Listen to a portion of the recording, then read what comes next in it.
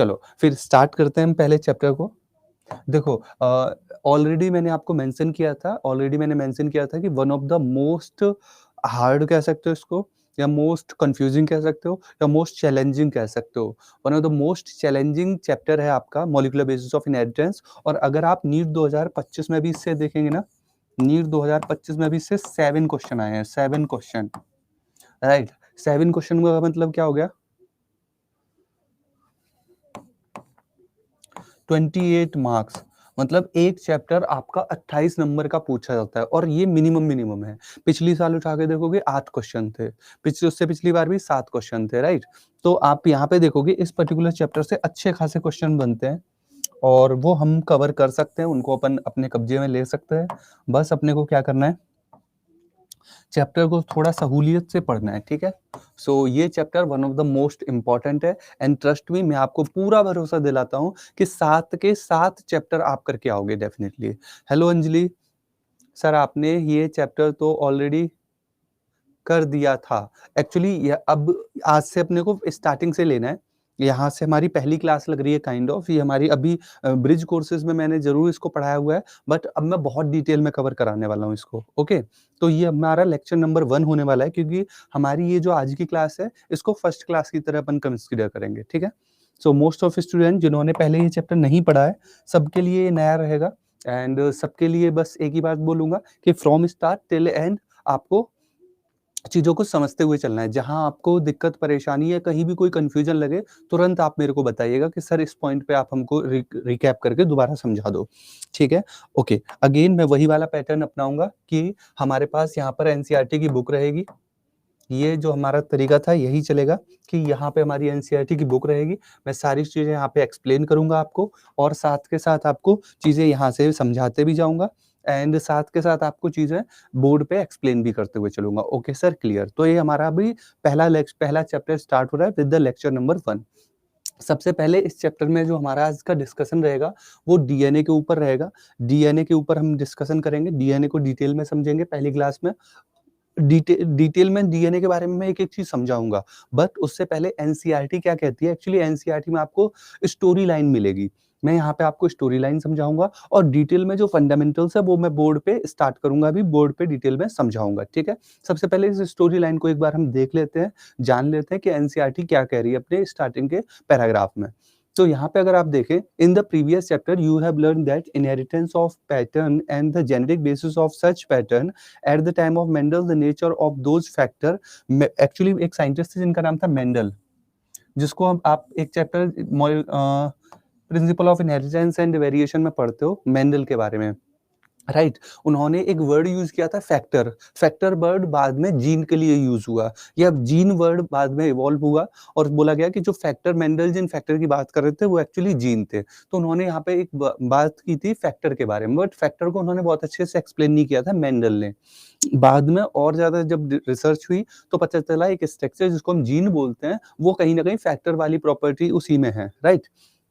The nature of those factor regulating the pattern of inheritance was not clear. जो Mendel जिनकी बात कर रहे थे, इनहेरिटेंस ऑफ कैरेक्टर की बात कर रहे थे, जो कि फैक्टर में प्रेजेंट थे और जो कि एक्चुअली में जीन है, उसको बहुत ज्यादा मेंडल ने क्लियर नहीं किया था। Over the next 100 year the nature of putative genetic material was investigated and culminating in the realization that DNA इस जेनेटिक मटेरियल। बाद में ये बात सामने निकल के आई कि डीएनए जेनेटिक मटेरियल है। जो मेंडल बात कर रहे थे कि एक जनरेशन से, सर आप कैंडी खा रहे हो? नहीं, एक्चुअली मैं कैंडी नहीं खा रहा। एक्चुअली मुझे बोलने में थोड़ी प्रॉब्लम हो रही है, बिकॉज मैंने बहुत सारी मेडिसिन ली है ना, अभी टाइफाइड वगैरह की वजह से मेडिसिन वगैरह बहुत सारी अभी मैंने खाई हैं, जिस वजह से मेरे टंग पे ना बहुत सारे छाले हो गए, यू नो ना। तो बोलने में प्रॉब्लम हो रही है, इसलिए आपको थोड़ा सा ऐसा लग रहा होगा कि सर की टंग जो स्टोरी है, या ऐसा लग रहा होगा कि कैंडी खा रहे हैं। नहीं, ऐसा बिल्कुल भी नहीं है, बस मुझे बोलने में प्रॉब्लम हो रही है ना। बट क्लास तो कंटिन्यू करनी है। पूरे वाइट छाले हो रखे हैं, समझ रहे हो। सो वही वाली प्रॉब्लम है, इसीलिए थोड़ा सा बोलने में वॉइस वो हो रही है। हाँ, तो वही वाली बात है। एक्चुअली जब हम मेडिसिन ज़्यादा लेते हैं तो मेडिसिन से गर्मी हो जाती है, जिस वजह से आपको ये काइंड ऑफ पैटर्न देखने को मिल जाएगा। सो मतलब जो छाले मेरे हुए हैं उसी वजह से हो गए। ओके, चलो कोई नहीं। फिर भी कोई भी वर्ड अगर ऐसा हो जो ना समझ में आए, कोई ऐसा वर्ड अगर आपको लगे, कोई पॉइंट ऐसा लगे कि जो नहीं समझ में आया, तो मुझे मेंशन कर देना, मैं दोबारा बोलूँगा उसे। ओके, चलो। तो यहाँ पे हम बात कर रहे हैं डीएनए के बारे में। डीएनए जो कि जेनेटिक मटेरियल है, after a period of time, after 100 of year, ये बात कन्फर्म हो गई थी कि yes, DNA was genetic material, DNA is genetic material. Okay, and at least for the majority of group of organism. हालांकि हम DNA act as genetic material, इसको हम यूनिवर्सली न बोल के फॉर मेजॉरिटी ऑफ ऑर्गेनिज्म के लिए बोल सकते हैं, बिकॉज सर्टेन वायरस ऐसे होते हैं जहाँ पे आरएनए जेनेटिक मटेरियल की तरह होता है। कोई गेस करेगा कौन सा कोई वायरस जिसमें आरएनए जेनेटिक मटेरियल की तरह काम करता हो? कोई गेस करेगा? कमेंट सेक्शन में बताइए जरा। In class 11th you have learned that nucleic acid are polymer of nucleotide। ये बात आपने बहुत पहले पढ़ी भी हुई है कि जो न्यूक्लिक एसिड है वो क्या है? Polymer of nucleo. बैक्टीरियोफाज में तो डीएनए ही होता है। बैक्टीरियोफाज में डीएनए ही जेनेटिक मटेरियल होता है। और कोई? Nucleic acid are polymer of nucleotide. अभी इन सारे पॉइंटर्स को जिनको मैं हाईलाइट कर रहा हूँ, अभी मैं बोर्ड पे प्रॉपर्ली डिटेल में एक्सप्लेन करते हुए समझाऊंगा। DNA and RNA are two type of nucleic acid. Then यहाँ पे मेंशन किया गया है कि यहाँ पे दो टाइप के न्यूक्लिक एसिड हैं मेनली। कौन कौन से? डीएनए और आरएनए, जो कि कहाँ मिलते हैं? जो हमको लिविंग सिस्टम में मिलते हैं। Very good. DNA act as genetic material in most of the organism. आप मोस्ट ऑफ ऑर्गेनिज्म में देखेंगे डीएनए जेनेटिक मटेरियल की तरह होगा, जबकि RNA thought it also act as genetic material in some virus. मैंने ये बात पहले भी मेंशन की हुई है। यस, ये बात हमने पहले भी डिस्कस की हुई है कि कुछ वायरस के केस में आरएनए भी जेनेटिक मटेरियल की तरह काम करता है, राइट? और इसके मल्टीपल फंक्शन होते हैं। आरएनए के मल्टीपल फंक्शन कैसे हैं कि देखो, ये जेनेटिक मटेरियल की तरह काम कर सकता है। कैसे काम कर सकता है? जेनेटिक मटेरियल की तरह काम कर सकता है। ये एक मैसेंजर की तरह काम कर सकता है। इसके अलावा भी कई सारे रोल है, इसके स्ट्रक्चरल रोल है, इसके कैटालिटिक रोल है, राइट? ये एक एडेप्टर मॉलिक्यूल की तरह भी काम करता है, राइट? आप आगे देखेंगे एडिशनली रोल, जैसे एक्ट एज एडेप्टर, ये एक एडेप्टर मॉलिक्यूल की तरह भी काम करता है, राइट? अमाइनो एसिड को कैरी करता है टीआरएनए और फिर उनको ट्रांसफर कर रहा होता है। एज वेल एज आप देखेंगे इसका कैटालिटिक रोल भी है, राइट? आप इसका कैटालिटिक रोल भी शो कर सकते हैं, एंजाइमेटिक रोल, जैसे राइबोसोमल आरएनए, आरआरएनए में इसका कैटालिटिक रोल होता है। ओके, नेक्स्ट आगे देखेंगे। In class 11th you have learned that structure of nucleotide and the way these monomer unit link to form nucleic acid and polymer. In this chapter we are going to discuss structure of DNA, its replication, process of making RNA from DNA, transcription, genetic codon, and the sequence by which they arrange, and then translation and elementary basis of gene regulation, the determination of complete nucleotide sequence of human genome during the last decade is set of new era of genomics।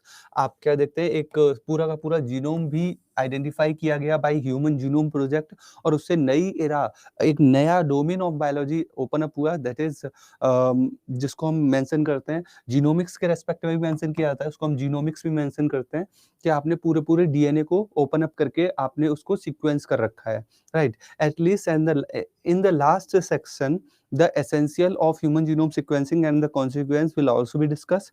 Let us begin our discussion by first understand the structure of most of the interesting molecule in the living system, that is DNA. The subsequent section you will understand why it is most abundant genetic material and what is the relationship it is with RNA। देखो, अभी हम यहाँ पे start करेंगे structure of DNA के बारे में, but अभी जो पैराग्राफ में आपने पूरी स्टोरी लाइन जो पढ़ी, जो मैं मेंशन कर रहा था कि एनसीईआरटी में स्टार्टिंग में स्टोरी लाइन दी होती है, तो स्टोरी लाइन में बस इतना ही बताया गया है कि मेंडल ने भी इसके बारे में बात किया था कि ट्रांसफर ऑफ कैरेक्टर होते हैं। वहाँ पे उन्होंने एक वर्ड फैक्टर यूज किया था। बाद में आगे चल के ये पता चला कि जेनेटिक मटेरियल आपका कौन है? डीएनए है। फिर डीएनए के बारे में कई सारी चीज़ें मेंशन की गई। फिर डीएनए के बारे में ये भी बोला गया कि एक न्यूक्लिक एसिड है, और बताया गया एक्चुअली 2 टाइप के न्यूक्लिक एसिड होते हैं, डीएनए और RNA. DNA most of the organism में जेनेटिक मटेरियल की तरह काम करता है, जबकि आरएनए कुछ वायरस में और उसके साथ उसके कुछ एडिशनल रोल होते हैं। इस चैप्टर में हम काफ़ी सारी चीज़ डिटेल में पढ़ने वाले हैं, उसी के बारे में मेंशन किया गया है। और उसके बाद सबसे पहला जो हमारा डिस्कशन है that is on structure of DNA. DNA के स्ट्रक्चर पे हम सबसे पहले डिस्कशन करने वाले हैं, राइट? सो आ जाते हैं हम अपने नोट्स वाले पार्ट पे। पहला पेज मैंने ऐड किया। पहली जो स्टोरी लाइन थी उसके कुछ इंपॉर्टेंट पॉइंट हैं जिनको मैं यहाँ पे मेंशन कर रहा हूँ। पहला important point,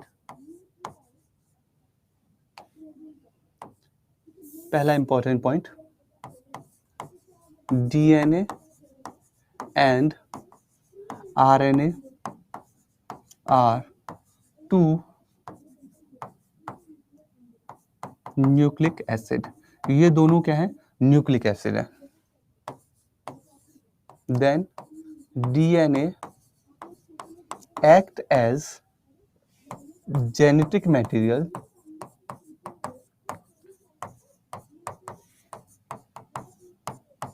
in most of organism. Most of organism में डीएनए जेनेटिक मटेरियल की तरह काम करता है। RNA act as genetic material in some virus, also act as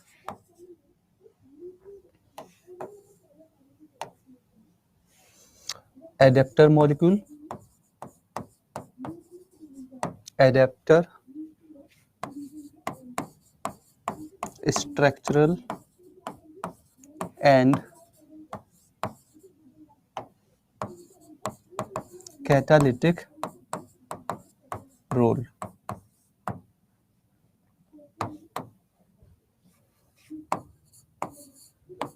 DNA is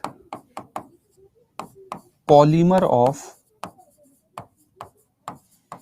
nucleotide.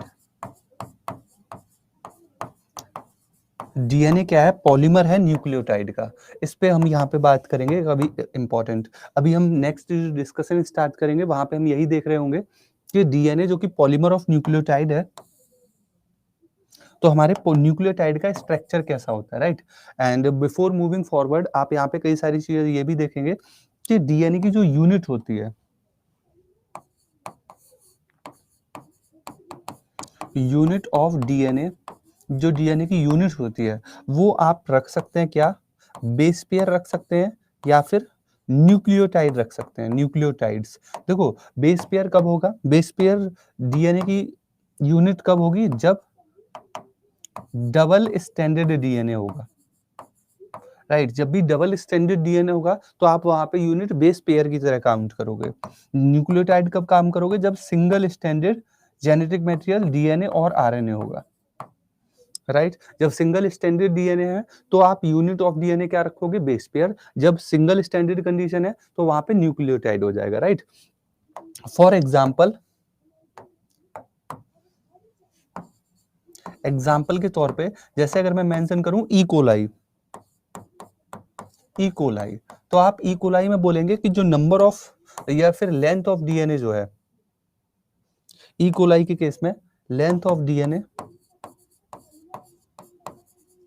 Length of DNA जो होगी वो कैसे मेंशन की जाएगी, in term of base pair. कैसे मेंशन करोगे आपको इसको, बेस पेयर, राइट। 4.6 into 10 की पावर 6 बेस पेयर, इस तरीके से आप इसको मेंशन करोगे, राइट। तो ये क्या आप मेंशन कर रहे हो, ये लेंथ ऑफ डीएनए मेंशन कर रहे हो। ये आप क्या शो कर रहे हो, ये लेंथ ऑफ डीएनए आप विद एग्जाम्पल मेंशन कर रहे हो कि भाई अगर मेरे को लेंथ ऑफ डीएनए मेंशन करनी है या डीएनए की यूनिट के रेस्पेक्ट में चीजें बतानी है तो मैं कुछ इस तरीके से मेंशन करूंगा। तो ये हमने स्टार्टिंग ऑफ द चैप्टर में जो चीजें दी हुई है उनके बारे में हमने डिस्कशन किया। अब हम स्टार्ट हेडिंग डालेंगे structure of DNA.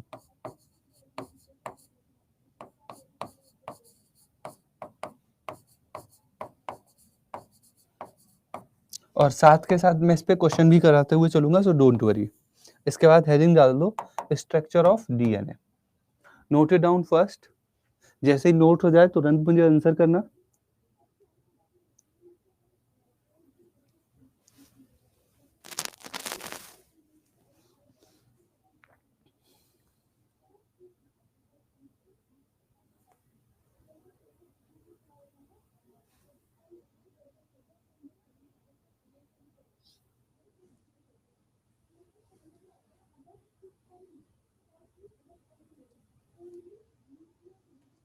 Good, done sir, very good Diljit, बहुत बढ़िया। Humaira very good. Rest student जल्दी से इसको नोट डाउन करो। You have 30 second. मैं आपको प्रॉपर टाइम दूंगा नोट्स बनाने का। कोशिश करना कि जब मैं समझा रहा हूँ उस समय समझना है। उसके बाद आराम से प्रॉपर टाइम मिलेगा। 10 से 30 सेकंड का मैं आराम से टाइम दूंगा जिसमें आप फिर उसको क्या कर लेंगे, नोट डाउन कर लेंगे।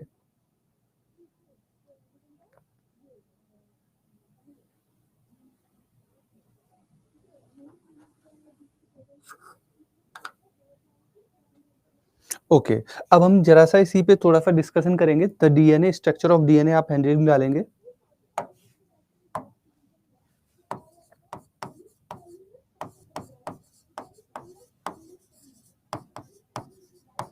अब यहाँ पे आप क्या देखेंगे, यहाँ पे आपको देखना होगा कि जैसा कि अभी मैं बता रहा था कि यूनिट हम क्या रख सकते हैं, बेस पेयर रख सकते हैं, या फिर हम यूनिट क्या रख सकते हैं, नंबर ऑफ न्यूक्लियोटाइड रख सकते हैं। तो ये किस पे डिपेंड करेगा, ये डिपेंड करेगा नंबर ऑफ इस पे किस पे डिपेंड करेगा कि वो सिंगल स्टैंडर्ड कंडीशन है या फिर डबल स्टैंडर्ड कंडीशन है। फॉर एग्जाम्पल मैं यहाँ पे बैक्टीरियोफाज का एग्जाम्पल लूँ।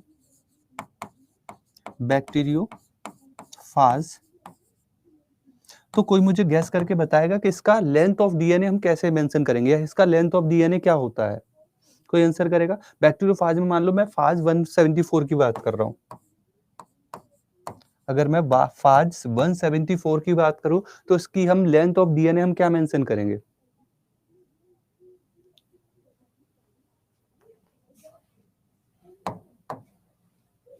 Yes, 5, 3, 8, 6 nucleotides.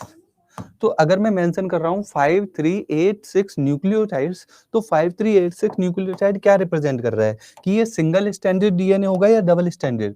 इसके पास जो जेनेटिक मटेरियल होगा वो सिंगल स्टैंडर्ड होगा या डबल स्टैंडर्ड? हम्म, यस, यहाँ से ही हमको इन्फॉर्मेशन मिल रही है कि यहाँ पे सिंगल स्टैंडर्ड कंडीशन होगी। क्या कंडीशन होगी? सिंगल स्टैंडर्ड कंडीशन अवेलेबल होगी। वहीं दूसरी तरफ अगर मैं, यस, सिंगल स्टैंडर्ड कंडीशन होगी। Very good. वहीं दूसरी तरफ में अगर मैं बैक्टीरियोफाज लैम्डा की बात करूं तो वहां पे कंडीशन क्या होगी?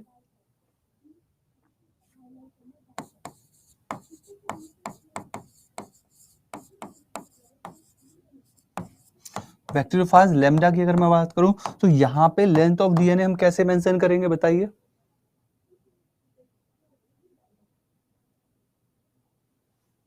यस, बिल्कुल सही बात है। 48502 बेस पेयर। ये अब क्या हो रहा है, यहाँ पे क्या मेंशन किया जा रहा है, यहाँ पे नेचर ऑफ जेनेटिक मटेरियल क्या हो जाएगा? Double standard DNA. सही बात है। यहाँ पे अब जो, यस, यहाँ पे कंडीशन क्या होगी? डबल स्टैंडर्ड कंडीशन हो जाएगी। बिल्कुल सही बात है। अगर मैं वही बैक्टीरियोफाज के अलावा, ये तो क्या हो गए, बैक्टीरियोफाज वगैरह क्या हो गए, ये हमारे दोनों के दोनों क्या हो गए, वायरस हो गए। अगर यही डिस्कशन में मैं प्रोकैरियोट में करूं, मान लो एक प्रोकैरियोट यूकेलाई की बात करूं, तो ई कोलाई के केस में ये कहानी थोड़ी सी चेंज हो जाएगी। वहां पे क्या है, 4.6 इंटू 10 की power 6 base pair.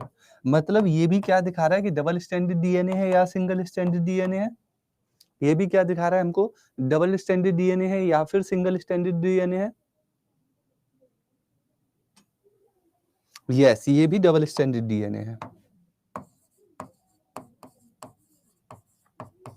Right now, अब हम इसके बाद क्या करेंगे? Now we are going to discuss about structure of these long polymer. अब हम क्या देखेंगे? चलिए, अब हम एनालाइज करेंगे स्ट्रक्चर ऑफ दीज पॉलीमर। ये जो पॉलीमर है ना, इनके स्ट्रक्चर पे बात करेंगे।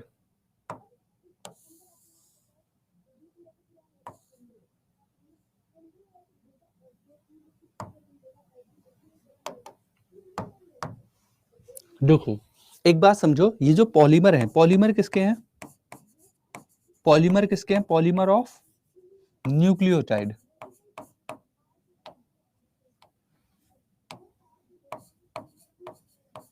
किसके पॉलीमर है भाई? ये पॉलीमर किसके हैं? न्यूक्लियोटाइड के पॉलीमर है। तो क्योंकि ये न्यूक्लियोटाइड के पॉलीमर है तो सबसे पहले मेरे को न्यूक्लियोटाइड को समझना पड़ेगा कि व्हाट इज न्यूक्लियोटाइड, राइट? तो मेरे को क्या समझना पड़ेगा, मेरे को समझना पड़ेगा स्ट्रक्चर ऑफ पॉलीन्यूक्लियोटाइड चेन। मैं ये पॉलीमर ऑफ न्यूक्लियोटाइड जो है मैं सबसे पहले क्या समझूंगा, इसीलिए यहाँ पे न्यूक्लियोटाइड के बारे में समझूंगा।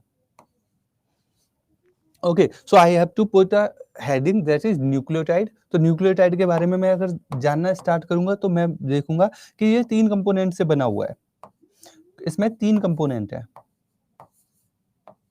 कुछ बच्चे ऐसे भी हैं जिन्होंने ब्रिज कोर्स में ये सेशन लिया हुआ है, स्टिल मैं एकदम स्क्रैच से ही पढ़ा रहा हूँ, कोई भी चीज स्किप नहीं कर रहा। कुछ बच्चों के लिए जरूर ये दोबारा से रिपीट जरूर हो रहा होगा, बट कोई बात नहीं, थोड़ा सा ही पार्ट है रिपीट वाला, मैं आगे समझा दूंगा। फिर जैसे ही थोड़ी सी चीजें आगे बढ़ेंगी सब आपको नया लगेगा फिर, और चीजें आपकी रिकैप ही हो जाएंगी।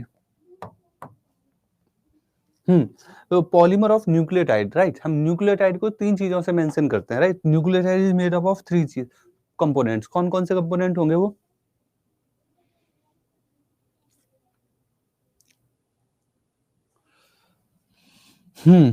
बताइए भाई, कौन कौन से 3 कंपोनेंट होंगे इसमें? Yes, nitrogenous base,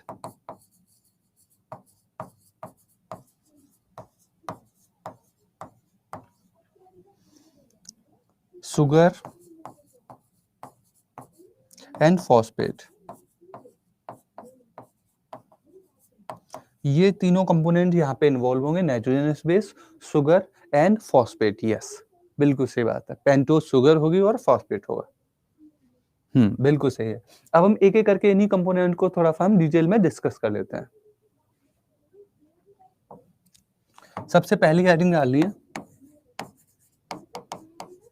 nitrogenous base. देखो, ध्यान से देखो और समझो इस बात को कि जो नाइट्रोजनस बेस है ये 2 मेजर कैटेगरी में डिवाइडेड है, प्यूरीन एंड पायरिमिडीन। प्यूरीन आपके जो मेंबर होंगे वो 9 मेंबर रिंग होंगी, प्यूरीन के मेंबर में 9 मेंबर रिंग होगी, और यहाँ पे 6 मेंबर रिंग होगी।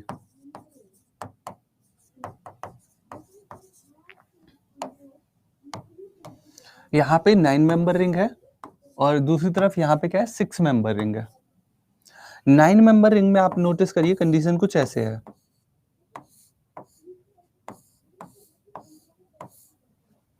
राइट, और यहाँ पे नंबरिंग जो है वो यहाँ से है।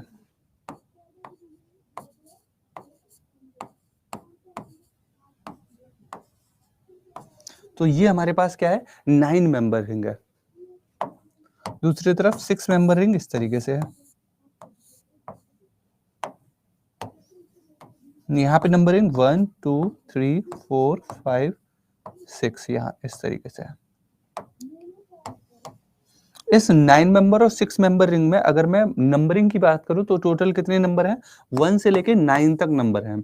अगर इस 1 से लेके 9 तक नंबर में से अगर मैं 5 को छोड़ दूं तो जो ऑड नंबर है वो कौन कौन से होंगे, 5 को छोड़कर वो कौन कौन से हैं, 1 3 7 9। ये 4 नंबर ऐसे हैं जो ऑड में आते हैं, 5 को छोड़ के। 5 भी ऑड नंबर है मगर 5 को छोड़ के ये चारों किस में आते हैं, ऑड नंबर में आते हैं। इन पोजीशन पे, इन ऑड नंबर की पोजीशन पे आपको नाइट्रोजन देखने को मिलेगा, बाकी सारी हर पोजीशन पे आपको कार्बन देखने को मिलेगा। इस स्ट्रक्चर में भी 1 और 3, क्योंकि यहाँ पे 7 और 9 है नहीं तो यहाँ पे 7 9 पे नाइट्रोजन नहीं होगा, यहाँ पे 1 और 3 पे सिर्फ इन 2 पोजीशन पे क्या होगा, नाइट्रोजन होगा, राइट। तो ये आपका 9 मेंबर रिंग हो गया, ये आपका 6 मेंबर रिंग हो गया।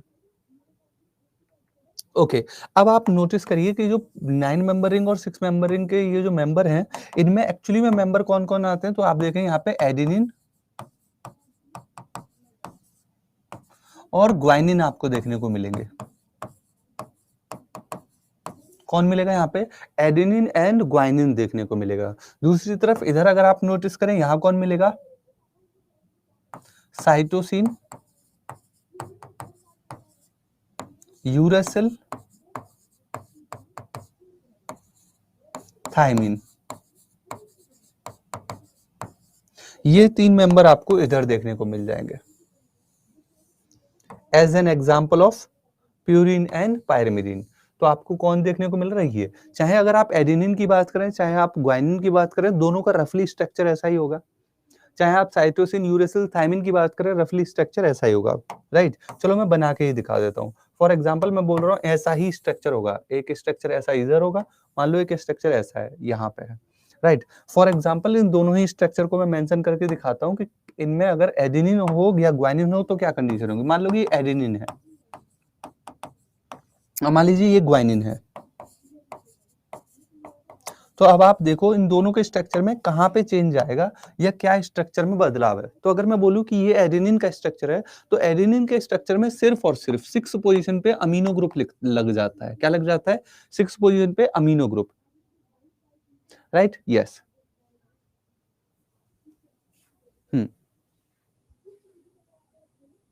यस यस यस, बिल्कुल सही बात है हमारा, बिल्कुल सही है। तो अगर हम मैं एडेनिन की मैं बात करूं, अगर मैं एडेनिन की बात कर रहा हूं, तो एडेनिन के स्ट्रक्चर में आप क्या देखेंगे, 6 पोजीशन पे क्या लगा हुआ है, अमीनो ग्रुप लगा हुआ है। इसीलिए एडेनिन को और क्या बोल सकते हैं कि 6 अमीनो प्यूरिन बोल सकते हैं।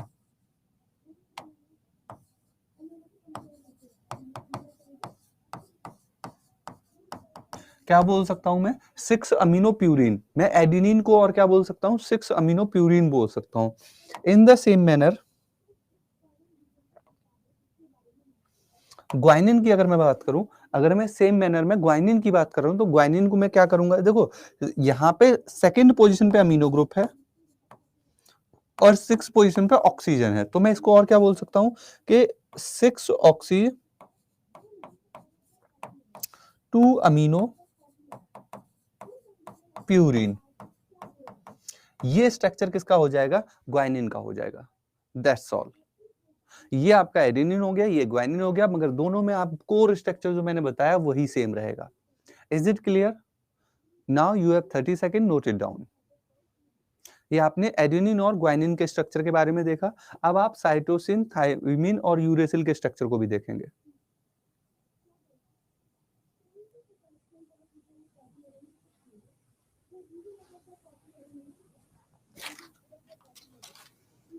वेरी गुड प्रियशा, बहुत बढ़िया।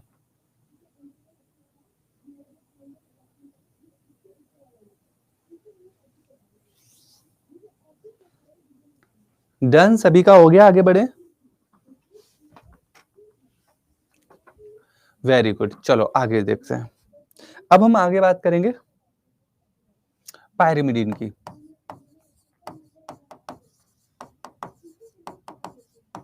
देखो पायरिमिडीन के स्ट्रक्चर में अगर आप नोटिस करें तो आपको 6 मेंबर रिंग दिख रही है।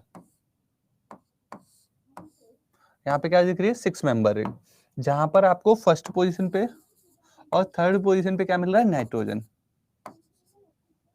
ओके, अब हम जरा नोटिस करेंगे 3 स्ट्रक्चर को, कौन कौन से, साइटोसिन,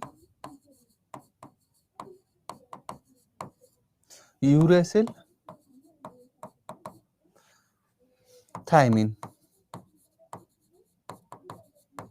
सबसे पहले यूरेसिल को समझो। देखो यूरेसिल के स्ट्रक्चर में नंबरिंग करें 1 2 3 4 5 6, तो ये 6 पोजीशन है।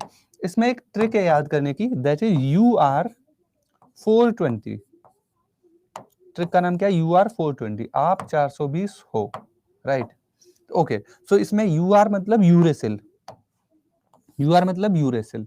तो ये जो यूरेसिल है ना, इसके फोर्थ पोजीशन पे और सेकंड पोजीशन पे क्या है, O है। O मतलब ऑक्सीजन। फोर्थ पोजीशन पे और सेकंड पोजीशन पे क्या है, ऑक्सीजन है। ये स्ट्रक्चर बन गया किसका, यूरेसिल का। This is uracil. And what is thymine, thymine is just like uracil. मैं क्या बोल रहा हूँ, thymine is just like uracil. ये देखो thymine is just like uracil, uracil के जैसा ही है। क्या अंतर आता है, बस अंतर क्या आता है, only methyl group transfer, CH3 लगा हुआ है एक एक्स्ट्रा, बस कहां पे, फिफ्थ पोजीशन पे। इसीलिए मैं इस थायमिन को और क्या बोल सकता हूं, ऑल्सो कॉल्ड 5 मेथाइल यूरेसिल। इसीलिए मैं और क्या बोल रहा हूं, इसको 5 मेथाइल यूरेसिल भी बोल सकता हूं। थायमिन को मैं और क्या बोल सकता हूं, मैं और क्या बोल सकता हूं, थायमिन को 5 मेथाइल यूरेसिल भी बोल सकता हूं। पॉइंट समझ में आया? यस। तो अगर मुझे यूरेसिल से थायमिन बनाना है, बना सकता हूं। यस, कैसे बना सकता हूं, मेथाइलेशन करना है। मैं क्या करूंगा, इसमें ऐड कर दूंगा CH3। अगर मैं इसमें से निकाल दूंगा CH3 तो ये अगेन यूरेसिल बन जाएगा। तो मैंने क्या करना है, मैंने मेथाइलेशन करना है,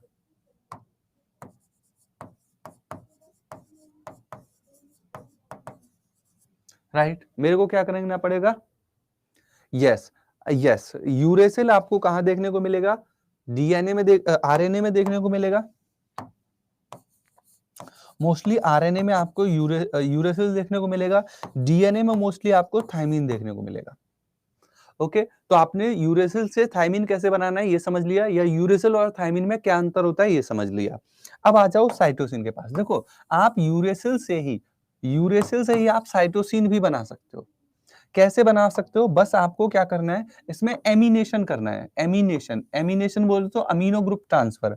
अगर आप इस 4th पोजीशन के ऑक्सीजन पे क्या लगा दो, अगर आप यहाँ पे बस अमीनो ग्रुप लगा दो, राइट, आपने ऑक्सीजन यहाँ से जाके यहाँ पे क्या किया, एक तरीके से अमीनो ग्रुप दिया है, NH2 दिया है, तो क्या बन गया, साइटोसिन। अगर यहाँ से यही अमीनो ग्रुप हटा दोगे तो अपने आप ऑक्सीजन आ जाएगा और ये फिर अगेन क्या बन जाएगा, यूरेसिल बन जाएगा। तो ये आपका स्ट्रक्चर बन गया साइटोसिन का।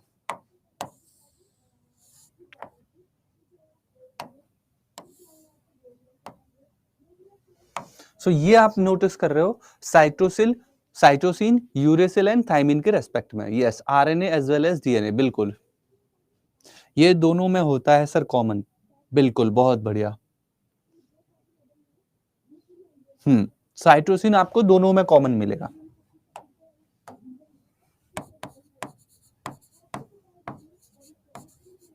डीएनए एंड आरएनए दोनों में मिलेगा। तो हमने यहाँ पे 5 के 5 हमने नाइट्रोजनस बेस डिस्कस कर लिए, adenine, guanine, cytosine, uracil, thiamine.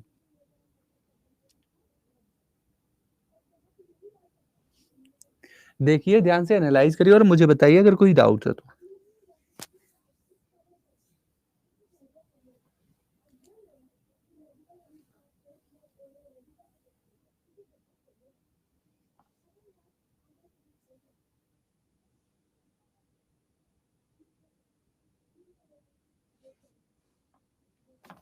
No doubt sir, all clear, very good. तो ये हमने डिस्कशन किया पायरिमिडीन के रेस्पेक्ट में। यहां पे हम क्या कर रहे हैं, एमिनेशन। तो हम एमिनेशन एंड मेथाइलेशन के तरीके से हम क्या बना सकते हैं, यूरेसिल से थायमिन या फिर हम यूरेसिल से साइटोसिन बना सकते हैं। तो ये हमने डिस्कशन किए पायरिमिडीन के बारे में। ओके, सो यहाँ पर हमारे ये सारे के सारे नाइट्रोजनस बेस जो हमने स्टार्ट किए थे वो कंप्लीट होते हैं। नाइट्रोजनस बेस के बाद अब हम बात करेंगे शुगर की।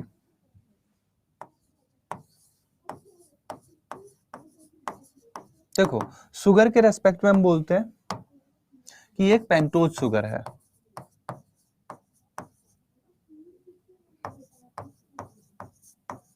पेंटोज शुगर जो कि 5 कार्बन की होती है।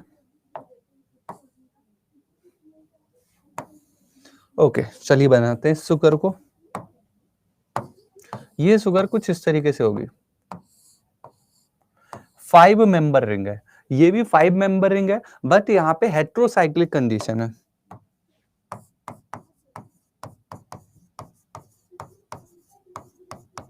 हेट्रोसाइक्लिक का मतलब ये जो साइकिल है उसमें सारे कार्बन नहीं है, एक देखो ऑक्सीजन है, राइट, इसीलिए हम क्या बोलते हैं, इसको हेट्रोसाइक्लिक बोलते हैं।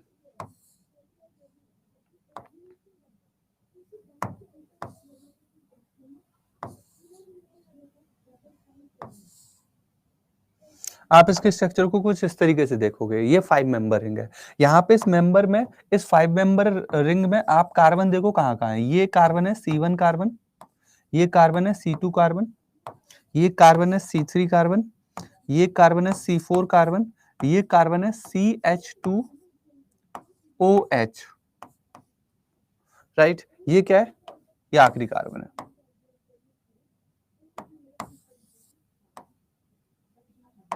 CH2OH। तो ये आपको क्या देखने को मिल रही है, ये आपको 5 कार्बन का स्ट्रक्चर देखने को मिल रहा है। इस स्ट्रक्चर में यहाँ पे आप देखें तो एक OH यहाँ होगा, एक OH हो सकता है यहाँ पे, या फिर यहाँ पे H हो सकता है। यहाँ पे फिक्स है एक OH होगा, यहाँ पे बाकी ये जो पोजीशन है यहाँ पे HH है, जहां नहीं लिखा मैंने वहां पे H समझ लो। इस पोजीशन को जरा देखें, C2 पोजीशन जो है ये थोड़ी सी खास है। ये पोजीशन C2 पोजीशन थोड़ी सी खास है, क्योंकि अगर OH है तो ये क्या होगी, राइबोज शुगर। क्या कहलाएगी, राइबोज शुगर। अगर सिर्फ H है तो यहाँ पे एक ऑक्सीजन कम है, सो कॉल्ड डीऑक्सी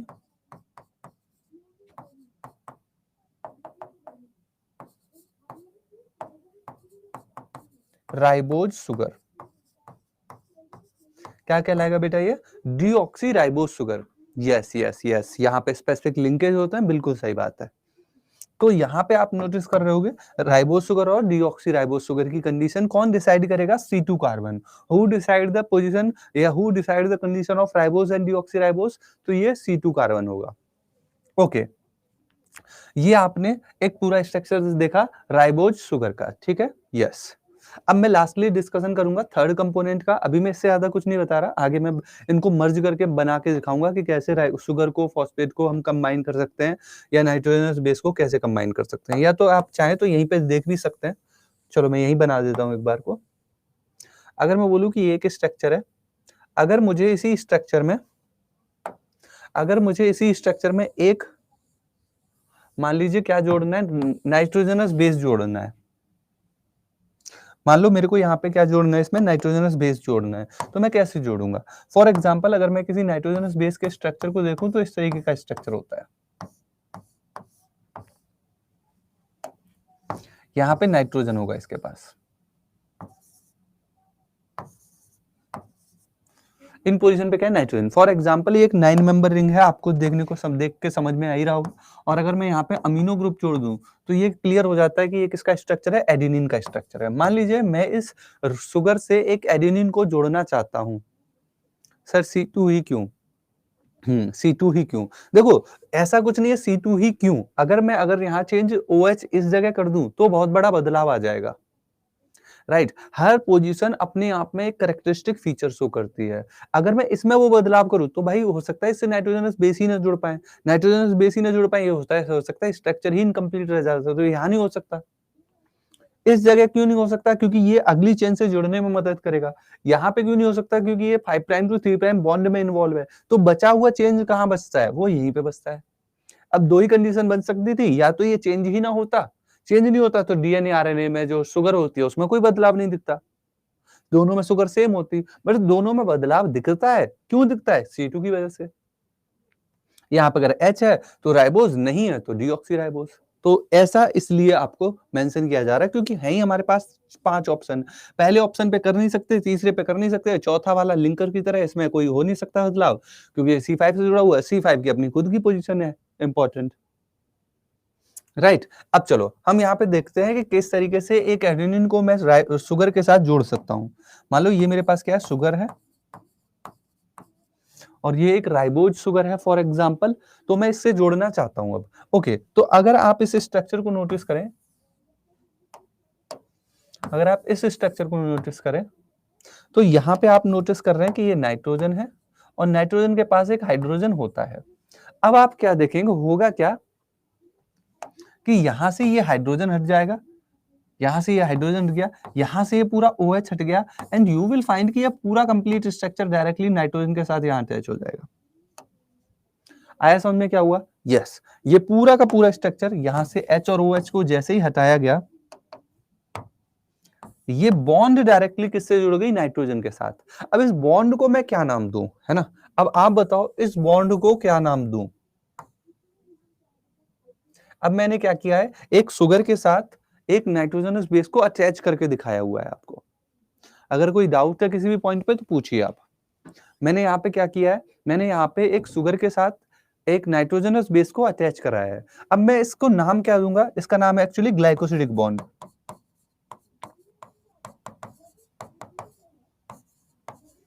इस बॉन्ड का नाम क्या है, glycosidic bond. But the point is, glycosidic bond में मैं इसको और भी कुछ मेंशन कर सकता हूँ, यस। इसको मैं N9 ग्लाइकोसिडिक बॉन्ड बोल सकता हूँ, या फिर N ग्लाइकोसिडिक बॉन्ड भी बोल सकते हैं। कई जगह इसको N ग्लाइकोसिडिक बॉन्ड भी लिखा जाता है, राइट। बट आप इसको मेंशन कर सकते हैं N9 glycosidic bond. Sir please repeat second one diagram. Anjali, Anjali बेटा बताओ आप क्या समझ नहीं पा रहे हो, या कौन सा स्पेसिफिक पॉइंट नहीं समझ पा रहे हो, मैं उसको दोबारा से रिपीट करूंगा। ओके, देखो हुआ क्या, देखो हुआ क्या कि यहां पर ये जो स्ट्रक्चर था, अभी देखो हुआ क्या कि ये जो स्ट्रक्चर था जिसको आप क्या बोल रहे थे, ये जो स्ट्रक्चर था ये एडेनिन वाला था, OH के प्लेस वाले। ओके ध्यान से देखो, ये यहां पे क्या था, ये कुछ इस तरीके से स्ट्रक्चर था NH, राइट, ये एक अलग स्ट्रक्चर था और ये स्ट्रक्चर कुछ ऐसे था। ठीक है, देखो ध्यान से, इस तरीके से कंडीशन थी। ये अलग एक नाइट्रोजनस बेस है, ये अलग एक शुगर है। ओके अंजलि, अब आप नोटिस करोगे होगा क्या, देखो अब इस शुगर के साथ क्या होता है, ये जो नाइट्रोजनस बेस एडेनिन है ये जुड़ा हुआ होता है, राइट। तो अब होगा क्या, सबसे पहले आप देखोगे कि ये OH अलग होगा। देखो हुआ क्या, है ना, हुआ ना, यस। सबसे पहले क्या हुआ, OH अलग हुआ, फिर क्या होगा, ये देखो NH का जो H था वो देखो वो अलग हुआ, देखो दिख रहा है, ये देखो अलग हो गया, राइट। अब इसके बाद क्या होगा, थर्ड नंबर पे ये आके इधर चिपक जाएगा, दैट्स ऑल, टन टन टना, हो गया। अब यहां पे क्या हुआ, ये बॉन्ड बन गई है। अब इस बॉन्ड का नाम क्या है, बॉन्ड का नाम क्या है, इसी बॉन्ड का नाम हम क्या बोल रहे हैं, ग्लाइकोसिडिक बॉन्ड। बॉन्ड का नाम क्या दे रहे हैं, क्या मैं इस बॉन्ड को जेम्स बॉन्ड बोल सकता हूं, नहीं बोल सकता। क्यों नहीं बोल सकता, क्योंकि इसका नाम ग्लाइकोसिडिक बॉन्ड है, राइट। क्यों मैं इसको N9 बोल रहा हूं, क्योंकि ये नाइट्रोजन 9th नंबर वाला है, क्योंकि ये नाइट्रोजन कौन सा वाला है, 9 नंबर पे जो नाइट्रोजन था वो वाला है। तो N9 और ग्लाइकोसिडिक बॉन्ड, इसको मैं ऐसे भी बोल सकता हूं, N9C1 ग्लाइकोसिडिक बॉन्ड, और डिटेल में बोलना है मैं ऐसे बोलूंगा, N9C1 ग्लाइकोसिडिक बॉन्ड। बताइए क्यों बोल रहा हूं मैं इस तरीके से, अब आप मुझे बताओ क्यों बोल रहा हूं, why I am saying it is N9C1 glycosidic bond.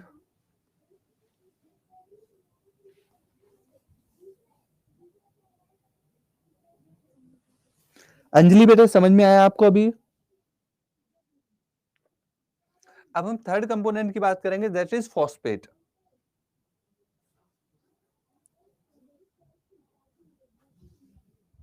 Third component की बात करेंगे, यस यस यस सर, अब क्लियर है, बहुत बढ़िया।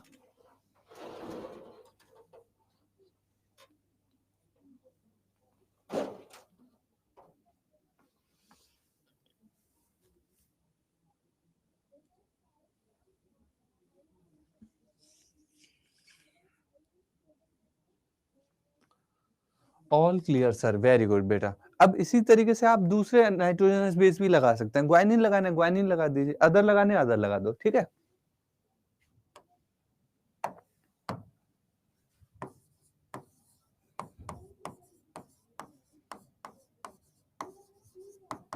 अब हम बात करेंगे फॉस्फेट के स्ट्रक्चर की। देखो फॉस्फेट का स्ट्रक्चर बहुत ईजी है, देखो P डबल बॉन्ड O, हमेशा याद रखना एक डबल बॉन्ड O होगा इसके साथ, और साइड में एक OH, इधर एक OH, इधर एक OH, ये स्ट्रक्चर क्या जाता है फॉस्फेट का। All set sir, ready to crack the question, okay okay, बस फॉस्फेट में करा दूं फिर क्वेश्चन कराते हैं, है ना, फिर क्वेश्चन करेंगे। जो हमारा तरीका है ना कि एनसीईआरटी भी पढ़ेंगे, कंटेंट भी बोर्ड पे समझेंगे और फिर क्वेश्चन भी करेंगे, सब कुछ यही मिलेगा, है ना। यस, तो ये देखो फॉस्फेट का स्ट्रक्चर है, मैं इसको क्या लिख सकता हूं, H3PO4 लिख सकता हूं क्या, यस सर लिख सकते हैं, क्योंकि देखो H कितने, 1 2 3, 3 H हैं, P एक है, और ऑक्सीजन कितने हैं, 4 हैं, H3PO4 लिख सकता हूं, यस। या फिर मैं इसको ऐसे लिख सकता हूं, P double bond O, OH OH O minus, एक मान लो OH से मैंने H गायब कर दिया, कर सकता हूं मैं, यस। तो मैं अब इसको क्या लिखूंगा, H2PO4 माइनस, माइनस लगाऊंगा ना क्योंकि माइनस आ गया, यस ऐसे भी लिख सकता हूं, या फिर मैं इसको ऐसे भी लिख सकता हूं, P double bond O OH O minus O minus, अब नाम क्या हो जाएगा, HPO4 माइनस माइनस, ऐसे भी लिख सकता हूं, या फिर मैं इसको ऐसे भी लिख सकता हूं, P double bond O O minus O minus, मैं क्या लिखूंगा इसको, PO4 3 माइनस।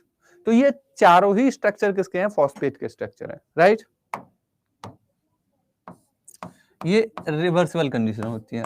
कौन सा स्ट्रक्चर मिलेगा, कहां पे मिलेगा, कौन सा स्ट्रक्चर कब मिलेगा, ये किस पे डिपेंड करेगा, पीएच पे, राइट। मोस्ट कॉमनली आप क्या देखते हो, ये वाली फॉर्म मिलती है, ये पीएच डिपेंडेंट कंडीशन। मान लो पीएच 7 पे आपको ये वाली कंडीशन मिल रही है, हो सकता है पीएच 7 से 6 पे या 4 पे 3 पे आओ तो ये वाली मिलेगी, और आगे आओगे तो हो सकता है ये मिल जाए, राइट। जब मोस्ट बेसिक पीएच, मान लो पीएच कितना है, पीएच करीब करीब आपका 12 के करीब है, तो हो सकता है ये कंडीशन हो जाए, राइट। पीएच हो सकता है 7 नहीं, मान लो 7 की जगह 8 मान लो, 8 वाले पे ये मिल जाए, करीब करीब 6 to 7 पे ये मिल जाएगा, इधर की तरफ ये मिल जाएगा।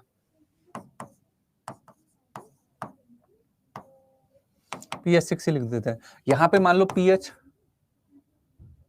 3 पे ये वाली कंडीशन मिल, तो ये अलग अलग कंडीशन कहां मिल रही है, अलग अलग पीएच पे आपको देखने को मिलेंगे। इज इट क्लियर, पॉइंट समझ में आया।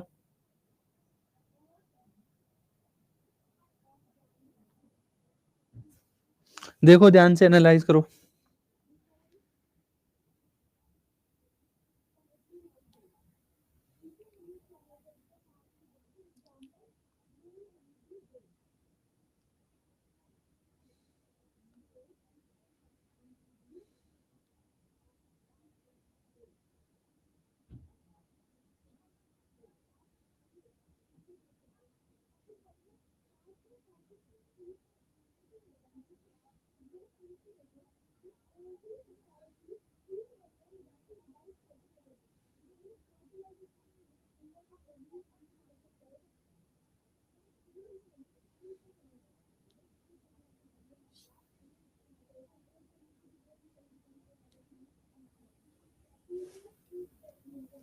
Done.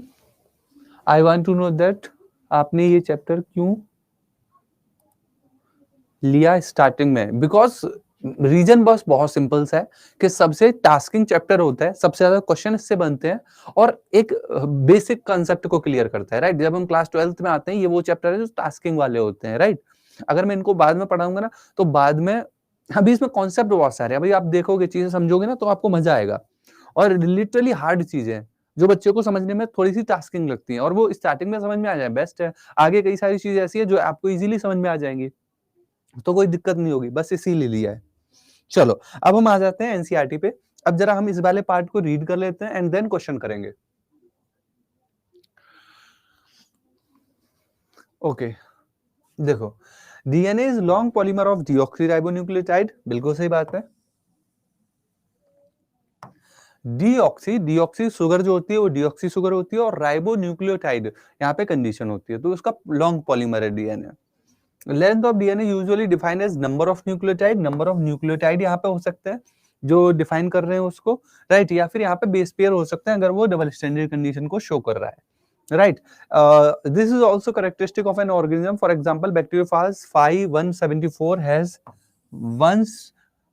has 5386 nucleotide, while bacteriophage lambda has 48502 base pair. E. coli has 4.6 into 10 to the power 6 base pair, while human DNA has 3.3 into 10 to the power 9 base pair. Let's us discuss the structure of long polymer. अब हम इसके structure की बात कर रहे हैं। Structure में हमने बोला let us recapitulate the chemical structure of polynucleotide chain, DNA or RNA. The nucleotide has three components: nitrogenous base, pentose sugar, ribose in case of RNA, deoxyribose in case of DNA, and the phosphate group. There are two type of nitrogenous base, purine and pyrimidine. मैंने अभी यही सारी चीजें समझाई हैं, अब आपको सारी चीजें क्लियरली समझ में आ भी रही होंगी। Cytosine is common in both DNA and RNA, and thymine is present in DNA. Uracil is present in RNA at the place of thymine. A nitrogenous base is linked to OH group of C1 pentose sugar through N-glycosidic linkage. अभी हमने देखा ही था यही, to form a nucleoside. अब ये क्या बनाता है, ये क्या बनाएगा, न्यूक्लियोसाइड बनाएगा। मतलब कहने का ये है कि ये जो स्ट्रक्चर आपने अभी देखा था, ये एक स्ट्रक्चर कहलाता है न्यूक्लियोसाइड का। ये क्या कहलाएगा, ये एक जो स्ट्रक्चर कहलाएगा ये न्यूक्लियोसाइड का कहलाएगा। ये किसका स्ट्रक्चर है, न्यूक्लियोसाइड, जहां पे आपने शुगर के साथ एक नाइट्रोजनस बेस को अटैच कर दिया है। नेक्स्ट देखो, सच एज एडिनोसिन और डीऑक्सी एडिनोसिन। आप न्यूक्लियोसाइड को जैसे एडिनिन बोल रहे थे ना, अब इसको एडिनोसाइन बोलोगे। और स्पेसिफिकली मैं इसको अगर मेंशन करना चाहूं तो मैं क्या मेंशन करूंगा, एडिनोसिन।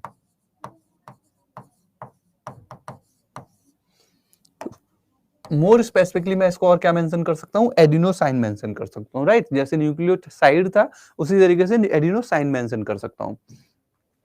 सच एज एडिनोसिन और डीऑक्सी एडिनोसिन, ग्वाइनोसिन और डीऑक्सी ग्वाइनोसिन, साइटिडीन और डीऑक्सी साइटिडीन, यूरिडीन और deoxy deoxythymidine. When pentose group is linked to OH of the 5' of the nucleoside through phosphoester linkage, a corresponding nucleotide is formed. Two nucleotides are linked through. अब आप देखो, अब आपसे क्या बोला जा रहा है, अब आपसे ये बोला जा रहा है कि ये जो स्ट्रक्चर है, फॉर एग्जाम्पल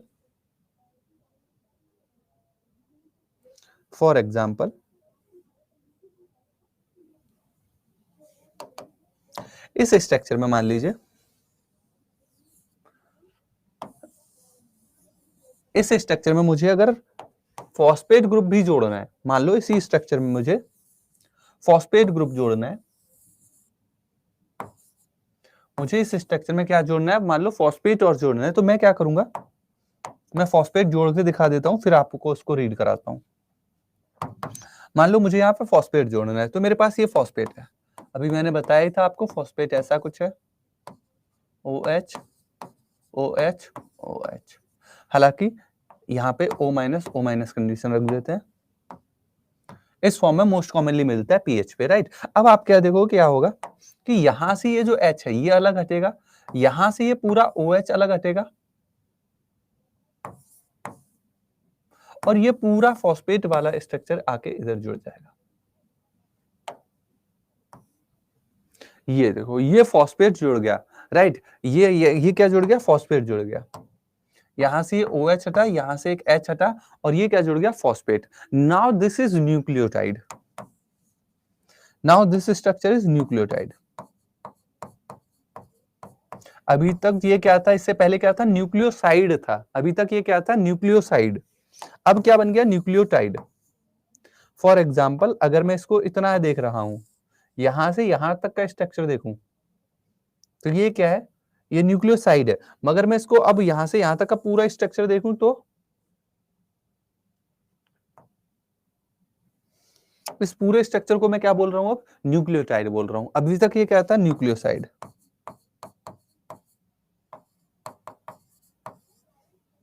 ये स्ट्रक्चर कौन सा था, न्यूक्लियोसाइड का स्ट्रक्चर था, सही है। ये स्ट्रक्चर क्या था, न्यूक्लियोसाइड। नीचे वाला पूरा कंबाइंड स्ट्रक्चर क्या कहला रहा है, न्यूक्लियोटाइड।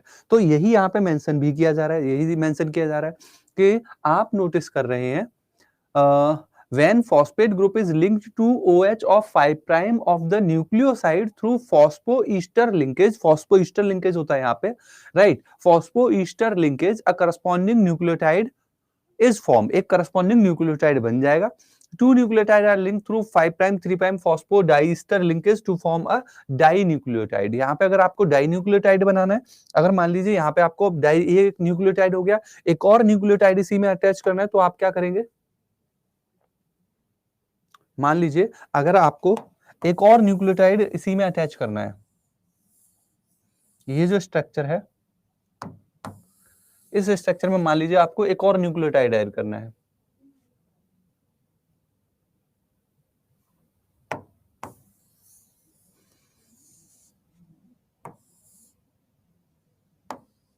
मुझे इसी स्ट्रक्चर में एक और न्यूक्लियोटाइड ऐड करना है। फॉर एग्जाम्पल मेरे पास मैंने ये जो फॉस्फेट जोड़ा था वो कुछ इस तरीके से है,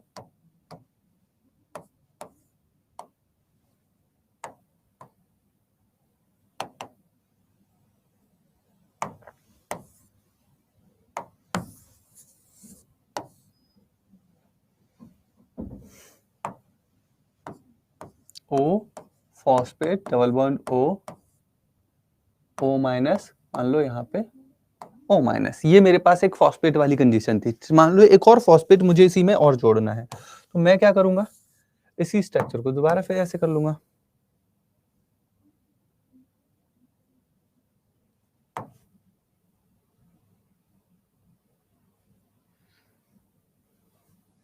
बस हो गया काम। देखो अब मैं क्या करूंगा, यहाँ पे ये एक न्यूक्लियोटाइड है, एक दूसरा न्यूक्लियोटाइड है। अब मैं क्या करूंगा, देखो यहाँ पे ये वाला OH, यहाँ से ये O हटाया,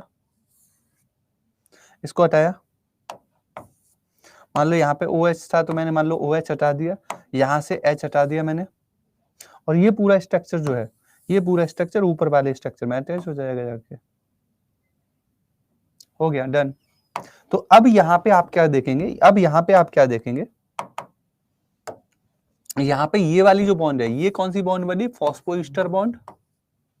यहाँ पे एक बॉन्ड बन रही है, ये एक बॉन्ड बनी, ये एक बॉन्ड ऑलरेडी है ही, इसको हम बोलते हैं फॉस्फोइस्टर बॉन्ड।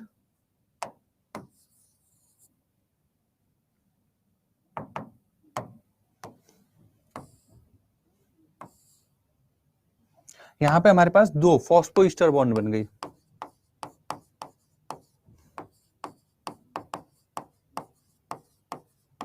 ये एक फॉस्फोइस्टर बॉन्ड, एक उसके नीचे भी दो फॉस्फोइस्टर बॉन्ड बनी, राइट। यहाँ पे आप क्या देख रहे हो, यहाँ पे आपको दो फॉस्फोइस्टर बॉन्ड दिख रही हैं, एक ये फॉस्फोइस्टर बॉन्ड, एक और ये नीचे फॉस्फोइस्टर बॉन्ड, राइट। दो फॉस्फोइस्टर बॉन्ड दिख रही हैं, इसीलिए आप इसको क्या बोल रहे हो, फॉस्फो। इन दोनों को मिला के, इस पूरे स्ट्रक्चर को, इस कंबाइनली इन दोनों बॉन्ड को आप क्या बोलते हो, फॉस्फो डाई ईस्टर बॉन्ड। इनको कंबाइनली क्या बोल रहे हो, फॉस्फो डाइस्टर बॉन्ड। हाय दैया, इतना बड़ा स्ट्रक्चर। एक बार जब तुम ये मास्टर कर लोगे ना, तुमको पता होगा कि क्या स्ट्रक्चर कहना चाह रहा है ना। एक बार बस इसको मास्टर करने की जरूरत है, ठीक है। यस, आप ही बनाओगे दौड़ दौड़ के। तो देखो यहाँ पे समझो जरा चीजों को, यहाँ पे चीजों को समझो। तो when phosphate group is link to OH of the 5 prime of the nucleotide through phosphoester linkage, a corresponding nucleotide form, and the more nucleotide join in such manner to form free polynucleotide chain, a polymer thus formed as at one end आप क्या देखोगे 5 prime end दिखेगा, and other end as 3 prime end। Phosphate moiety at 5 prime end 5 prime end पे एक phosphate दिख रहा है, which refer to 5 prime end of the polynucleotide chain. Similarly, at one end of the polymer, a sugar has a free OH group of 3 prime group, which is referred as 3 prime end of the polynucleotide chain. The backbone of the polynucleotide chain is formed by sugar and phosphate. Sugar phosphate की chain बनेगी, and you will find the nitrogenous base in the sugar moiety projected from the backbone से अंदर की तरफ कौन निकले हुए हैं, अंदर की तरफ कौन होंगे, नाइट्रोजनस बेस होंगे। इसके बाद आपका डिस्कशन स्टार्ट होगा आरएनए के रिस्पेक्ट में। ओके,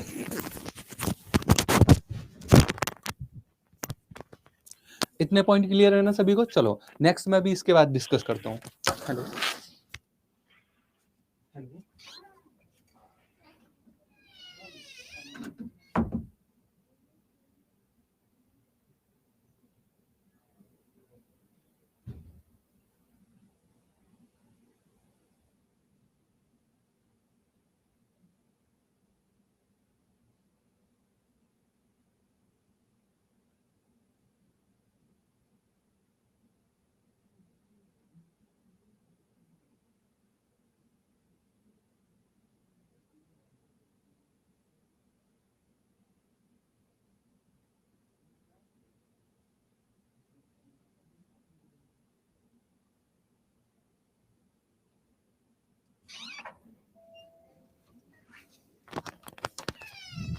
ओके, इतना क्लियर है सभी को, is it clear to all of you. इसके आगे तो मैं वैसे डिटेल में डिस्कशन इसके आगे वाला पार्ट नेक्स्ट क्लास में करूंगा, बट अभी आपको क्या करना है, अभी अपन को क्वेश्चन सॉल्व करने हैं, right.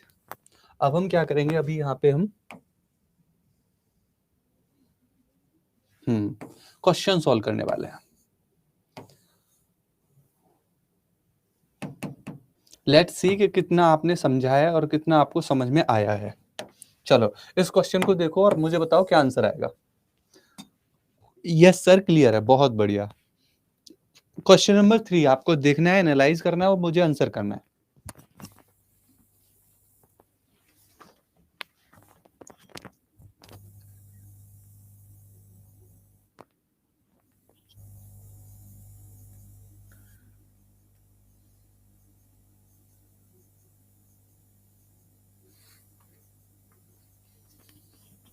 number of nucleotide present in it, number of pair of nucleotide present in it, number of base pair in it.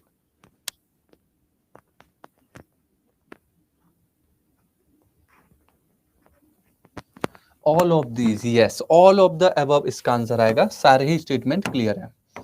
अगला देखिए, अगला क्वेश्चन, क्वेश्चन नंबर 4 देखो। Match the length of DNA with the correct organism. Question number 4 देखो, analyse करो और बताओ क्या answer होगा।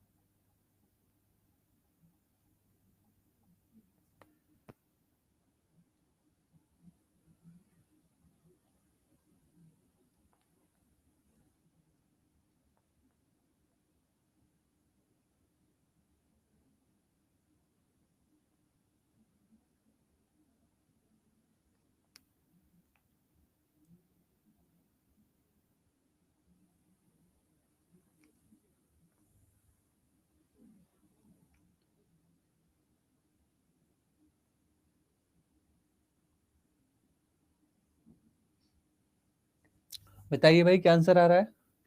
ए, दिलजीत, प्रियशा, अंजलि, हुमायरा, नवीर। बहुत बढ़िया, चलो देखते हैं। लैम्डा फाज में हमने देखो, ये तो बात सही है कि ये वाला जो साइज है ये ह्यूमन डीएनए का है, ह्यूमन डीएनए का है। ये आपका इकोलाई वाला हो जाएगा किसका, हाँ 4.6 इकोलाई के रेस्पेक्ट में हो जाएगा। लैम्डा फाज के केस में हम क्या मेंशन करते हैं, लैम्डा फाज का ये हो जाएगा 2 का 3 एंड ए का 4। सही है, सो यस ए आंसर आ जाएगा इसका, बिल्कुल सही है, ए ऑप्शन सही है, यस। आगे देखते हैं अगला क्वेश्चन, क्वेश्चन नंबर 5 बताओ। क्वेश्चन नंबर 5, 6 और 7, क्वेश्चन नंबर लिख के उसके सामने उसका आंसर लिखना है, ठीक है। ऐसा नहीं ABCD नहीं आंसर करना। Question number this, question number 5 answer this, question number 6 answer this and then last 5, 6, 7 तीनों क्वेश्चन के आंसर करने हैं।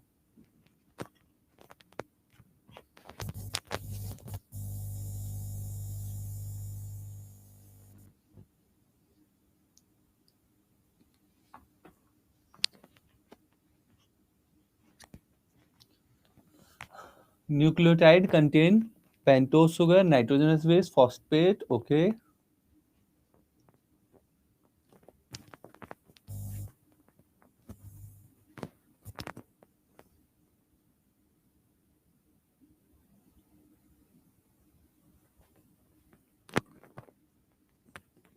सही है, 5 का बी आंसर आ जाएगा, बिल्कुल सही है। क्वेश्चन नंबर 6 का,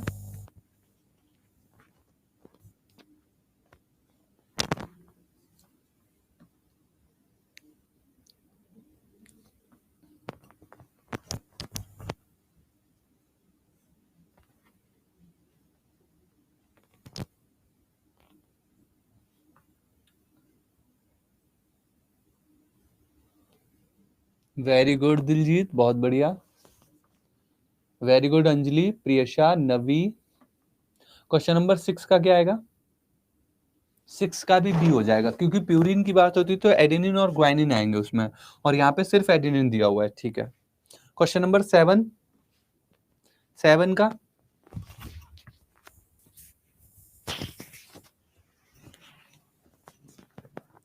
7 का डी, ओके बहुत बढ़िया, वेरी गुड अंजलि।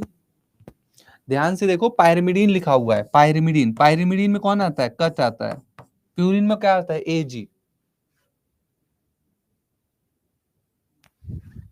7 का क्या आएगा, डी आएगा। दिलजीत, अंजलि, हुमायरा तीनों के तीनों गलत आंसर कर रहे हो। ये थाइमिन नहीं दिख रहा क्या,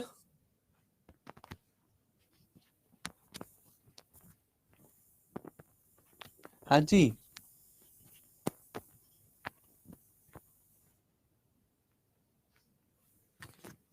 इसका बी तीनों का बी आंसर आएगा, ऑल 3 बी, यस। चलो यहां से आगे आगे क्वेश्चन देखते हैं, क्वेश्चन नंबर 8 देखते हैं। Question number 8, question number 9, question number 8 और 9 का आंसर करना है। सॉरी सर, मिस्टेक हो गया। ओ कोई नहीं, कोई बात नहीं। क्वेश्चन नंबर 8 और 9 का आंसर करो।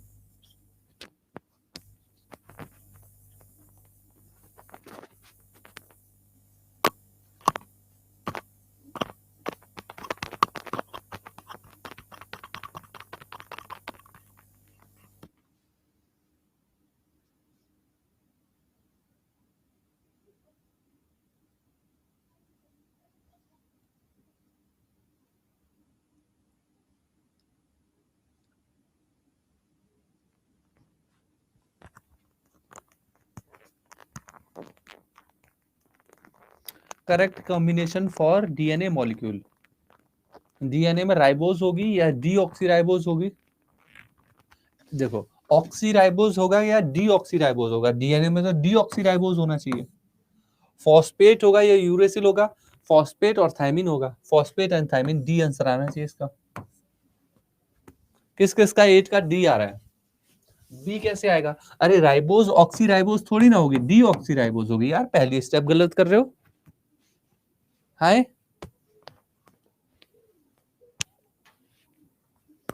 चलो क्वेश्चन नंबर 9 देखो अब। क्वेश्चन नंबर 9 और 10 ये लास्ट क्वेश्चन है जो हमको करने हैं, और फिर हम क्लास को एंड करेंगे। बट सर आपने तो डीऑक्सी बताया था। हाँ तो डीऑक्सी तो बता रहा हूं, तो ये तो ऑक्सीराइबोज लिखा है ना, इसीलिए तो गलत है। करेक्ट बताना है, डीऑक्सी होगा ना। चलो 9 और 10 दो क्वेश्चन लास्ट और। OH अगर है तो राइबोज होगा वो। OH अगर है तो वो राइबोज होगा, आरएनए में होगा। ऑक्सी राइबोज कंडीशन कहां होती है? आरएनए में होती है। डीएनए में क्या होगी?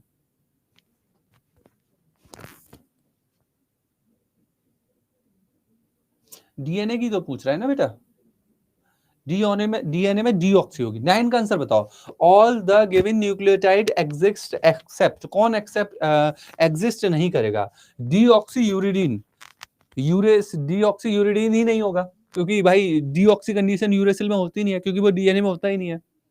थायमीन होगा, यूरिडीन होगा एक बार को। यस,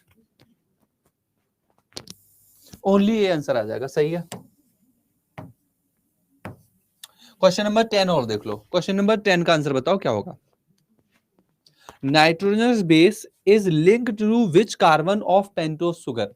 नाइट्रोजनस बेस किस कार्बन से अटैच होंगे? Try to answer fast. Nitrogenous base is linked to which carbon? 10 का ए। यस, बिल्कुल सही बात है। यहाँ पे आपका आंसर ए आएगा। बिल्कुल सही है हुमायरा, वेरी गुड। प्रियशा, अंजलि, दिलजीत, नवी, बहुत बढ़िया। सो यहाँ पे हम आज के सेशन को एंड अप करते हैं। नेक्स्ट क्लास में सीखे आगे हम कंटिन्यू करेंगे। ठीक है, is it clear? Okay. 11th, हाँ कर तो बहुत सारे सकते हैं अभी। अब अपन और भी कर सकते हैं। ये आप एक बार को होमवर्क में करना। ठीक है, होमवर्क नहीं, नेक्स्ट क्लास में ही करा दूंगा। आगे की क्लास में और खूब सारे कराएंगे। अभी ये सारी अभी मैं चीजें कवर कराऊंगा। ठीक है, फिर खूब सारे क्वेश्चन है। Question practice is huge.